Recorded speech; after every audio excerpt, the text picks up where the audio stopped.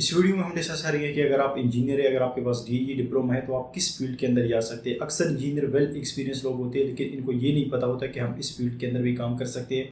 आज की इस इंपॉर्टेंट वीडियो में हम डिस्कस करेंगे कि अगर आपके पास डिप्लोमा है यानी 3 ईयर डीई डिप्लोमा है, सिविल इलेक्ट्रिकल मैकेनिकल किसी डिसिप्लिन से भी है, और या अगर आपके पास डिग्री है यानी बैचलर की डिग्री है या बीटेक है, बीएस होना है, तो आप किस फील्ड के अंदर काम कर सकते हैं। सबसे पहले हमारे पास जो इंपॉर्टेंट डिसिप्लिन है, अगर आपके पास डिप्लोमा है यानी 3 ईयर डिप्लोमा है या डिग्री होल्डर है, अगर आपके पास पीएससी है, बीटेक है, तो सबसे पहले जो हमारे पास इंपॉर्टेंट फील्ड है वो हमारे पास क्वालिटी की फील्ड है यानी quality assurance and quality control.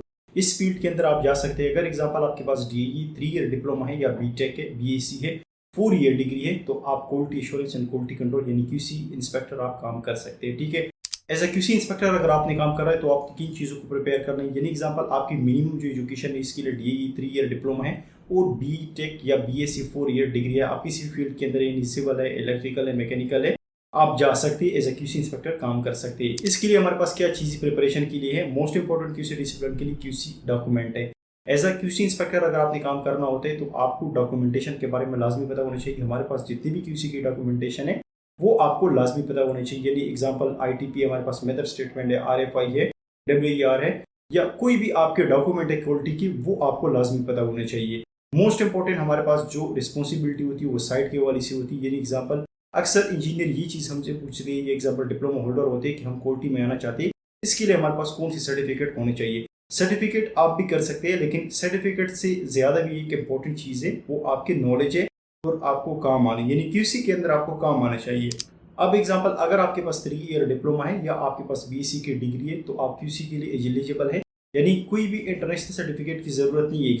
Example certificate जो होते हैं इंटरनेशनल वो हमारे पास एक प्लस पॉइंट होता है, लेकिन जरूरी नहीं कि अगर आपके पास सर्टिफिकेट हो तो आप क्वालिटी के अंदर जा सकते हैं। अगर एग्जांपल आपके पास इंटरनेशनल सर्टिफिकेट भी हो और आप क्वालिटी के अंदर अप्लाई करें और अगर आपको क्वालिटी का काम नहीं आता तो वहाँ आप काम नहीं कर सकते। मोस्ट इंपॉर्टेंट जो आपके पास 3 ईयर डिप्लोमा है, हमारे पास जो स्केजुअल क्यू है, क्वालिटी की रिक्वायरमेंट जो होती है यानी क्लाइंट की तरफ से जो हमारे पास डॉक्यूमेंट आता है क्वालिटी के लिए, जितनी भी हमारे पास रिक्वायरमेंट होती है वो स्केजुअल क्यू के अंदर डिफाइन होती है। इसके अंदर हमारे पास डिटेल से डिफाइन हुई थी कि मिनिमम क्यूसी इंस्पेक्टर के लिए जो एजुकेशन है वो हमारे पास 3 ईयर डीई डिप्लोमा है। अब एग्जांपल अगर आप क्यूसी में आना चाहते हैं तो जो आपका डिसिप्लिन है, सिविल है, इलेक्ट्रिकल है, मैकेनिकल है, आपको डॉक्यूमेंटेशन का पता होना चाहिए और आपको स्टैंड का पता होना चाहिए यानी एक्टिविटीज़ का पता होना चाहिए। और सेकेंड इंपॉर्टेंट चीज़ हमारे पास है मेथड स्टेटमेंट। अगर एग्जांपल आप फ्रेशर है, आपको किसी एक्टिविटी का पता नहीं है, तो ये आपको मेथड स्टेटमेंट से पता लगे कि हमने इस एक्टिविटी को किस तरह प्रोसेस करना है। नेक्स्ट हमारे पास जो डिपार्टमेंट है वो प्लानिंग डिपार्टमेंट है। प्लानिंग इंजीनियर मोस्टली जो हमारे पास सऊदी अरब के अंदर होती है वो एक कंपिटेंट जॉब है, हमारे पास वाइट कलर जॉब है। इसमें हमारे पास मोस्ट जो होती है वो मैनेजमेंट के साथ रिस्पॉन्सिबिलिटी होती है। प्लानिंग इंजीनियर की हमारे पास जितनी भी रिस्पॉन्सिबिलिटी होती है वो प्रोजेक्ट की जितने भी ओवरऑल काम हो रहा है उसको ट्रैक करता है। यानी हमारा जो प्रोजेक्ट है उसको एक बेस लाइन के तौर पे बनाया जाता है, यानी हमारे जो स्केड्यूल होते हैं वो प्लानिंग करता है उस चीज़ की। यानी एक प्रोजेक्ट है उसकी प्लानिंग करता है, उसमें ये चीज़ दिखती है कि हमारा जो प्रोजेक्ट है वो हमने जिस तरह प्लान किया था और एक्चुअल में वो ट्रैक किया जाता है कि क्या हमारे जो बेस लाइन है या जो हमारा प्रोजेक्ट है वो हमारे बेस लाइन के मुताबिक है कि नहीं, स्केड्यूल के मुताबिक है कि नहीं। इसके लिए हमारे पास इंपॉर्टेंट जो सर्टिफिकेशन है वो पीएमपी है। बट एग्जांपल अगर आपके पास बीएससी डिग्री है, बीटेक है, तो आप प्लानिंग के अंदर काम कर सकते हैं। अगर आपने प्लानिंग इंजीनियर बनना है तो आपको रिपोर्टिंग के बारे में पता होना चाहिए, यानी आप वीकली रिपोर्ट किस तरह बनाते हैं, मंथली रिपोर्ट बनाते हैं। और मोस्ट इंपॉर्टेंट इसके लिए जो सॉफ्टवेयर है वो प्राइमोर P6 सॉफ्टवेयर है और पावर बीआई सॉफ्टवेयर है। पावर बीआई सॉफ्टवेयर जो है वो ऑप्शनल है। अगर एग्जांपल आपकी रिपोर्टिंग जो है एक्सेल के अंदर या पावर पॉइंट के अंदर रिपोर्टिंग आपको आती है तो पावर बीआई जो सॉफ्टवेयर है वो एक ऑप्शनल है। मोस्टली हमारे पास प्लानिंग इंजीनियर की रिस्पॉन्सिबिलिटी जो होती है वो क्लाइंट को भी रिपोर्टिंग करनी होती है और पीएमसी को यानी प्रोजेक्ट मैनेजमेंट कंसल्टेंट को भी रिपोर्टिंग करनी होती है। ठीक है, तो आपने अगर एग्जांपल प्लानिंग इंजीनियर काम करना है तो आपकी एजुकेशन जो है वो बीएससी डिग्री होनी चाहिए, सिविल, इलेक्ट्रिकल, मैकेनिकल, जिस डिसिप्लिन के अंदर भी आप यानी डिग्री है उसके अंदर आप प्लानिंग का काम कर सकते हैं। यानी एग्जांपल हमारे पास ऑयल एंड गैस प्लांट के अंदर जो प्लानिंग इंजीनियर होते हैं मोस्टली होते हैं वो मैकेनिकल डिसिप्लिन का होते हैं। ठीक है, तो सिविल की कंस्ट्रक्शन प्रोजेक्ट है तो वहाँ पे क्या होगा, बिल्डिंग का प्रोजेक्ट है तो वहाँ पे सिविल का प्लानिंग इंजीनियर काम करेगा। किसी पावर प्लांट का प्रोजेक्ट है या इलेक्ट्रिकल एग्जांपल कोई भी आपका प्रोजेक्ट हो सकते हैं तो उसके अंदर इलेक्ट्रिकल प्लानिंग इंजीनियर काम करेगा। तो इसके लिए आपको प्राइमरी P6 के ऊपर लाजमी काम आना चाहिए। नेक्स्ट हमारे पास जो डिसिप्लिन है वो डिजाइनिंग की है। यानी एग्जांपल आप ड्राफ्टमैन भी काम कर सकते हैं, ऑटोकैड ऑपरेटर भी काम कर सकते हैं, आप बिम मॉडलर भी काम कर सकते हैं, बिम इंजीनियर भी काम कर सकते हैं।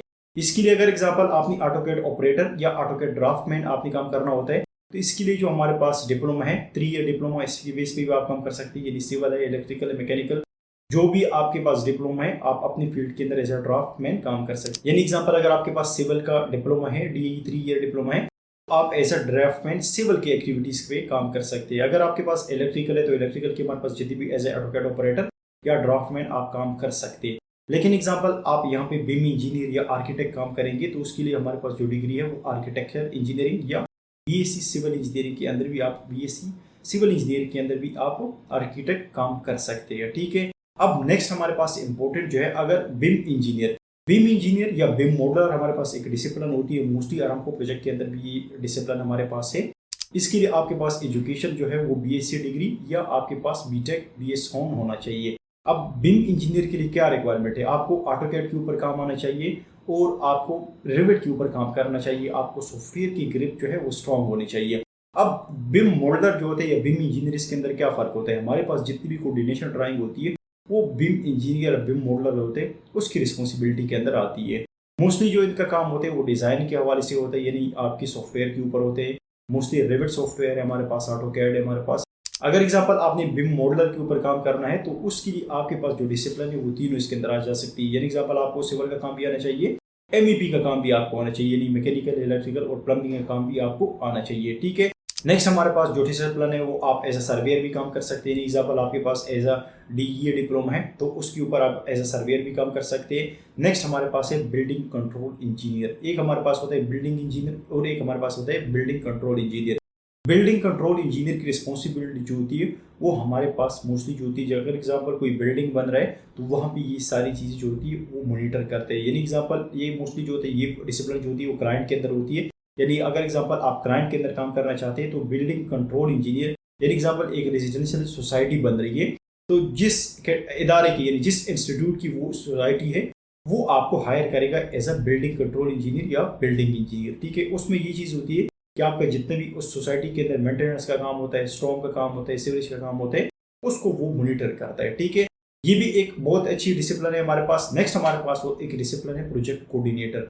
प्रोजेक्ट कोऑर्डिनेटर के लिए जो रिक्वायरमेंट एजुकेशन है वो आपके पास BSc डिग्री होनी चाहिए, civil, electrical, mechanical. Project coordinator जो होती है आपके प्रोजेक्ट मैनेजर के साथ काम करता है। मोस्टली जो होते हैं प्रोजेक्ट कोऑर्डिनेशन होती है वो आपकी क्लाइंट के साथ मीटिंग अरेंज करती है, कंसल्टेंट के साथ, PMC के साथ आपकी जो मैनेजमेंट लेवल पे आपकी जो मीटिंग होती है वो प्रोजेक्ट कोऑर्डिनेटर जो होते हैं वो कोऑर्डिनेशन में रहता है। ठीक है। ये भी बहुत एक अच्छी डिसिप्लिन है, इसके अंदर भी आप जा सकते हैं। यानी मोस्टली जो होती है इसके ऊपर आप जो कम्युनिकेशन स्किल है आपकी स्ट्रॉन्ग होनी चाहिए, आपको पावर पॉइंट के ऊपर काम करना चाहिए, आपको प्रेजेंटेशन के ऊपर काम करना चाहिए। ठीक है। नेक्स्ट हमारे पास है कंसल्टेंट के अंदर, अगर एग्जाम्पल आपको एक सिविल इंस्पेक्टर है, एग्जाम्पल आपका एक्सपीरियंस जो है 5+ ईयर एक्सपीरियंस है, 7 ईयर एक्सपीरियंस है आपका, तो आप एज अ कंसल्टेंट इंस्पेक्टर के अंदर या PID भी काम कर सकते हैं। आरामको के अंदर एग्जाम्पल आप एज अ PID का भी काम कर सकते हैं। ठीक है। तो ये चंद इंपॉर्टेंट डिसिप्लिन है। अगर ये आपके पास DE डिप्लोमा है या आपके पास BSc डिग्री है, BS Hon है, BTech है, तो इन डिसिप्लिन के ऊपर आप काम कर सकते हैं। इसके अलावा भी हमारे पास चंद और भी हमारे पास डिसिप्लिन है। अगर आपने QC के लिए, जिस तरह मैंने बताया QC इंस्पेक्टर, अगर आपके पास डिग्री है, BSc की डिग्री है, मैकेनिकल इंजीनियर है, आप इलेक्ट्रिकल इंजीनियर है, तो आप एज अ QA/QC इंजीनियर भी काम कर सकते हैं। ठीक है। QA/QC इंजीनियर का मतलब ये होता है कि आप इस फील्ड के अंदर आपकी डिग्री होनी चाहिए। ठीक है। यानी एग्जांपल आप QC इंजीनियर काम करते हैं तो सिविल इंजीनियर आप होना चाहिए। ठीक है।